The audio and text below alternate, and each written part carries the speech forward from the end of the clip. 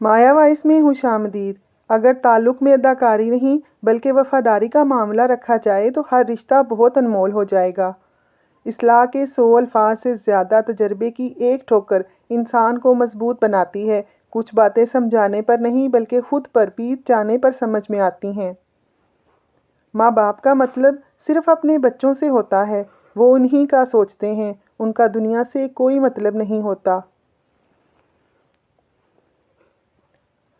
زبردستی کسی پر مسلط ہونے سے بہتر ہے کہ اپنی ذات کے ٹکڑے اٹھائیں اور الگ ہو جائیں۔ بعض اوقات آپ سے شدید محبت کرنے والا انسان آپ کو لڑاکا، چڑچڑا اور کم حوصلہ لگنے لگتا ہے، جبکہ وہ در حقیقت بہت سارے محاذوں پر آپ کو بتائے بغیر تنہا لڑ رہا ہوتا ہے اور تھک جانے پر بس آپ سے الجھنے لگتا ہے۔ اپنی زندگی کو اپنے لیے ایسی جیل نہ بنائیں جس کی صلاحیں لوگوں کی رائے پہ مبنی ہوں۔ جوانی میں خوب سجدے کر لو، کیونکہ میں نے بڑھاپے میں اکثر لوگوں کو بنا سجدے کے نماز پڑھتے دیکھا ہے۔ چھوٹے لوگ چھوٹی چھوٹی باتوں کو بڑا بنا کر پیش کرتے ہیں اور بڑے لوگ بڑی بڑی باتوں کو چھوٹا سمجھ کر نظر انداز کر دیتے ہیں۔ اگر آپ اپنی بیوی پر یہ سوچ کر توجہ نہیں دیں گے کہ سر پر چڑھتی ہے تو اس بات کا شکوہ بھی مت کریں کہ وہ نافرمان ہے۔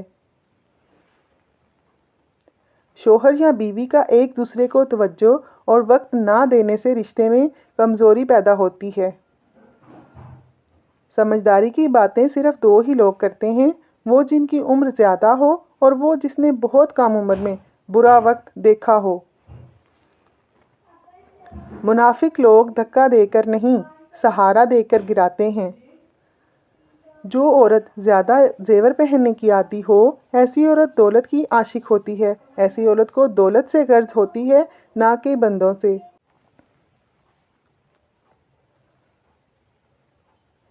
جو عورت لال رنگ زیادہ پہنتی ہے وہ عورت شادی کی شوقین ہوتی ہے۔ جو عورت کان میں ہر وقت بالیاں پہنے رکھتی ہے وہ عورت آگے چل کر کم سننے کے مسئلے میں مبتلا ہو سکتی ہے۔